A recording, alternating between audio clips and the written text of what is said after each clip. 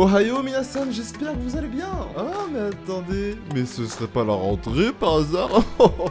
Le meilleur jour de votre vie. En vrai, y'en a qui étaient vraiment pressés que les vacances s'arrêtent, mais je les comprends pas en fait. Alors on va pas se mentir, c'est moite-moite hein. D'un côté t'as tous ceux qui voulaient rester peinards à rien foutre ou qui faisaient sûrement des choses, j'en sais rien non. Mais voilà, qui voulaient rester en vacances, et t'as ceux qui se faisaient extrêmement chier chez eux ou qui faisait extrêmement chier, je vois pas pour quelle raison d'autre ils voudraient aller en cours, à part s'ils se font chier en vacances, tu vois. Et ben, les autres personnes voulaient aller en cours, ce que je comprends totalement, ok. Moi, avant, je pourrais me situer entre les deux, on va dire. J'aimais énormément les vacances, mais d'un autre côté, l'ambiance des cours, des potes, etc., bah c'est plutôt cool, hein, on va pas se mytho. Bref, aujourd'hui les amis, on va parler d'animé pour la rentrée, et oui. J'avais déjà parlé d'animé de cet été, du style Fire Force, Dr Stone et un autre animé sur la muscu, il me semble, c'est Dumbbell je crois. Et j'avais dit dans cette vidéo que j'allais parler de d'autres animés dans une prochaine vidéo. Et c'est celle-ci. Logique, puisque c'est l'épisode d'après quoi, donc c'était logique. Qui dit rentrée dit école, et qui dit école dit school life, bien sûr, évidemment. Donc je vous propose de commencer tout de suite cette vidéo par un animé de type slice of life à l'école, donc school life. Et romance, hein, j'ai oublié de le préciser. Araburu Kisetsu no Otome do Moyo. Oh, je l'ai dit en une fois. Ah, je pensais pas, hein. Putain. Bon, je le dis tout de suite, hein. Pour ceux qui aiment les slice of life romances de base, hein, bah, je pense que vous êtes servis, hein. On va suivre le quotidien de 5 waifus appartenant à un club de littérature. Comme tout slice of life, voilà, des liens d'amitié, etc. Des trucs drôles, des conneries, etc. Vous savez c'est quoi un slice of life de base, hein, de toute façon, hein. Mais à un moment, dans ce club de littérature, ils vont aborder un sujet extrêmement tabou. Le sexe. Pourquoi en disant ce mot, j'ai pris une voix aussi spéciale? Je ne sais pas. Et pourquoi je continue, je ne sais absolument pas. Je vais vous dire la raison pour laquelle j'aime vraiment cet animé, c'est qu'en fait ils vont aborder ce sujet de manière mature, sans absolument aucun fanservice ou quoi que ce soit dans le genre. Donc pour ceux qui n'aiment pas le fanservice ou les trucs de ce genre, ce que je comprends totalement, bah y a aucun problème sur ça. Justement à première abord, il y a beaucoup de personnes qui avaient peur que ce soit trop cliché, le terme tabou, etc. Mais pas du tout. Vous en faites pas du tout. Foncez, allez-y. J'ai pas d'argument sur le coup là, mais on s'en fout. Allez-y, c'est tout, ok. Du coup voilà, c'est 5 adolescentes qui sont au lycée ou au collège. Je sais plus quelle classe précisément. Du coup, vous êtes des ados, ils vont commencer à apprendre ce que c'est le sexe, etc. Enfin, c'est normal, ok. Et pendant l'aventure, du coup, parce que c'est un animé romance, je vous rappelle aussi, et ben chacune d'entre elles va avoir sa première histoire d'amour, justement. Oh là là, que c'est beau. Parmi ces 5 filles, on a Onodera Kazusa, qui est, entre guillemets, le personnage principal qu'on voit le plus. Et du coup, elle, par exemple, elle va se rendre compte à un moment qu'elle est amoureuse de son amie d'enfance qu'elle connaît depuis toute petite, tu vois. Et un malheureux jour, il s'est passé quelque chose de triste pour ce garçon. À un moment, Onodera est monté vers sa chambre, sauf que le garçon ne le savait pas. Et sauf que ce garçon, qu'est-ce qu'il faisait dans sa chambre, tout seul, dans sa maison, sans qu'il y ait absolument personne? Il pensait qu'il y avait personne, mais elle était là. Du coup, elle a ouvert la porte, et qu'est-ce qu'elle a découvert? Ouais, qu'est-ce que vous voulez que je vous dise? Voilà, c'est l'une des premières scènes qui vous met un peu dans l'histoire, en fait, qui vous fait comprendre que ça va être plutôt drôle pendant cette aventure. Du coup, les 5 filles vont se poser tout plein de questions, comme on s'est tous posé, nous, un jour dans notre vie. Comment les garçons pensent, est-ce que... Voilà, j'ai pas les questions en tête, mais je pense que vous comprenez tous ce que je veux dire, dans tous les cas, en fait. On est tous passés par là, ou vous allez peut-être passer par là... À ce moment-là, je sais pas, hein, je connais pas votre âge, j'en sais rien. Mais enfin bref, voilà. C'est un animé beaucoup basé sur l'humour, il y a beaucoup de passages qui m'ont fait bien rire, tu vois. C'est simple, c'est cool, c'est bien fait. L'animation est belle aussi, faut le souligner. On découvre un peu le background de chaque personnage, que la fille timide, la fille qui... Enfin, vous voyez à peu près ce que je veux dire. Du coup, on peut dire qu'il y a une jolie diversité. Et quand t'assembles tout, et ben ça fait cet animé-là, et je l'aime beaucoup. De toute façon, je vous le présente pas pour rien, hein. C'est pas vous présenter un animé que j'aime pas, hein. De toute façon, c'est logique, ça. Du coup, voilà, je vous laisse aller regarder cet animé avec le plus grand des plaisirs. Et le prochain animé dont je vais parler est un animé qui se passe dans l'espace. Ça rime. C'était pas voulu, hein. Alors là, j'imagine d'avance qu'il y a beaucoup d'entre vous qui vont être un peu repoussés par peut-être par le fait que ce soit peut-être trop futuriste ou l'espace, ça va peut-être pas vous toucher. Mais attendez que je vous parle, parce que moi aussi j'ai eu peur. Et au final, il fait partie de mes couvertures cette année, je pense, clairement. Kanata no Astra. Cette aventure commence avec Aries Spring, qui est le tout premier personnage qu'on voit dans l'animé, il me semble, qui par chance a été sélectionné pour participer à un camp scolaire. Parce que vous avez compris, ce camp scolaire va se passer dans l'espace, hein.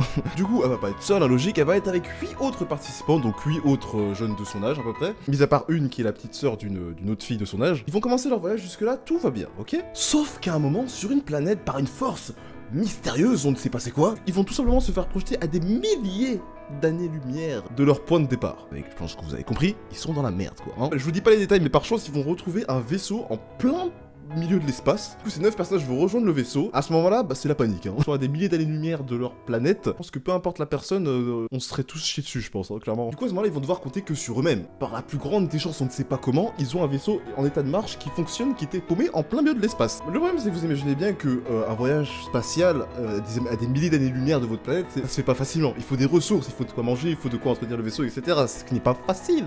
Mais ils ont trouvé la solution. Avec une musique épique, un schéma qui se fait, qui montre qu'il peut se poser, ils vont se poser sur plein de planètes différentes jusqu'à arriver à leur destination finale qui est du coup leur planète. Et c'est à ce moment-là que l'aventure commence, c'est kiffant de ouf. Mélange le slice of life adolescent avec plusieurs personnalités différentes qui se rencontrent, etc. Plus un voyage de l'espace où ils vont aller sur plusieurs planètes. C'est juste trop kiffant. Du coup, chaque planète ne sera pas pareille, chaque planète sera différente, que ce soit en termes de visuel ou en termes de ce qu'il y a de bon ou pas bon dessus. Par exemple, il y a un moment dans l'anime où la planète ce sera tout simplement une planète paradisiaque. Il y a une île et tout le reste c'est de l'eau. Et du coup, sur l'île, il y a plein de trucs à manger et c'est paradisiaque quoi. Et ça, c'est bien sûr une planète parmi des milliers d'autres. Enfin voilà, ça se diversifie beaucoup et c'est ça que j'aime énormément. Le gros problème, c'est qu'à un certain moment, quelqu'un va se rendre compte que les communicateurs du vaisseau, donc ce qui permet de communiquer à leur planète d'origine, a été intentionnellement détruit. Mais là, c'est même pas le plus gros problème, c'est que ça a été fait récemment. Donc, par l'un des 9 étudiants qui est sur le vaisseau. Du coup, là, beaucoup de questions commencent à se poser, tu vois. Il faut une annonce générale pour expliquer la situation. Et ils finissent par déduire que parmi les 9 étudiants, il y a une sorte d'assassin qui est prêt à mourir avec eux. Enfin, c'est un peu bizarre, je sais pas comment je pourrais vous l'expliquer tout de suite, parce que c'est un peu complexe la façon dont il faut expliquer ce truc. Avec plusieurs indices, etc., ils se rendent compte que ils ont pas été envoyés pour rien, en fait. Il y a des personnes derrière tout ça, il y a des personnes derrière qui savent ce qui allait se passer, le vaisseau pile au bon endroit, etc. Il y a plein de trucs qui collent pas et qui collent en même temps à la fois, plein d'énigmes et tout, qui... Enfin voilà, c'est trop bien. Et du coup, il y a toujours ce doute qui flotte, est-ce qu'il y a vraiment quelqu'un qui veut notre mort, etc. Malgré ça, ils arrivent à avoir une sorte de bonne ambiance, voilà, ils se prennent pas la tête non plus. Tout le monde a l'air innocent en soi. Il y a certains personnages qui sont un peu sombres, tu vois. Là, tu vas te dire, ouais, c'est un méchant lui, mais pas forcément. Tu sais pas, tu peux pas savoir, tu connais pas son passé. C'est quelqu'un qui ne parle juste pas, en fait. Voilà quoi, ça change. On va découvrir le passé de absolument chaque personnage. Et il va y avoir un point commun entre ces backgrounds. C'est que le passé de pratiquement tous les personnages du vaisseau est basé sur le fait qu'il y a une sorte de tension entre les parents. Que ça soit un abandon, qu'ils se sentent pas aimés par leurs parents, que ce soit ou par leur père et par leur mère. Enfin voilà, vous voyez ce que je veux dire. Et là, je vous le redis, mais du coup, c'est encore d'autres pièces du puzzle qui commencent à s'assembler au fur et à mesure, en fait. Et là, ils commencent à comprendre plein de choses que je vais pas vous dire parce que c'est à vous d'aller découvrir cet animé, bordel. Ouais, alors, parce que moi, je vous le dis clairement, pratiquement à chaque fin d'épisode, j'étais sur le cul. À chaque fois, on découvrait un nouveau truc, du suspense tout le temps. À chaque fois, il y a une information, tu te dis, what the fuck? C'est juste trop intriguant, c'est trop bien. Je sais pas quoi vous dire de plus, en fait. Bref, j'ai beaucoup parlé sur celui-là, passons au prochain animé. Alors là, les amis, on attaque un énorme coup de cœur. Vinland Saga. Alors, vous savez quoi? Ça va être simple. En termes d'animation, c'est fait par Wit Studio. Vous ne savez pas c'est qui Wit Studio? C'est ceux qui font l'animation de Shingeki no Kyojin. Voilà, je pense que j'ai pas besoin de dire plus. Du coup, en termes d'animation, de beauté, de l'artistique, vous avez aucun problème à vous faire sur ça. Dans cet animé, on va suivre l'aventure de Thorfinn, qui est le fils de l'un des plus grands guerriers vikings, du nom de Thor. Parce que oui, cet animé se passe dans les temps vikings. Moi qui kiffe dès que c'est des trucs anciens, du style médiéval, égyptien, mais viking justement, tous ces trucs là, je surkiffe ces univers. Du coup, si vous êtes comme moi, bah, juste après cette vidéo, allez regarder tout de suite, hein, voilà. Cet animé, il fait partie de mes coups de cœur de 2019, hein, je l'ai pas dit, mais c'est sûr à 100%, ça. J'ai pas trop envie de vous en parler, dans le sens où vous devez vraiment découvrir cet animé par vous-même, depuis le début. Parce que là, si je devais résumer un peu le début, il se passe des trucs dès le début et j'ai pas envie de vous cacher ça en fait, vous voyez ce que je veux dire? Du coup, voilà, au début, on va suivre l'aventure du coup de son père, Thor, voilà. Et à ce moment-là, son fils n'est qu'un enfant, un gamin souriant, etc. Et plus tard, il aura grandi l'enfant, hein, logique, hein, faut bien qu'il grandisse un moment. Ce sourire, ils veulent perdre quoi. À cause d'un certain moment tragique. Et il va se battre, c'est tout. Enfin, je sais pas comment vous dire ça en fait. Je sais même pas comment je vais monter ce que je dis là. Mais Vinland Saga, c'est une valeur sûre, 100%, ok? Toi qui aimes l'action derrière ton écran là, si t'as toujours pas regardé Vinland Saga, je sais pas ce que tu fous ici. Hein.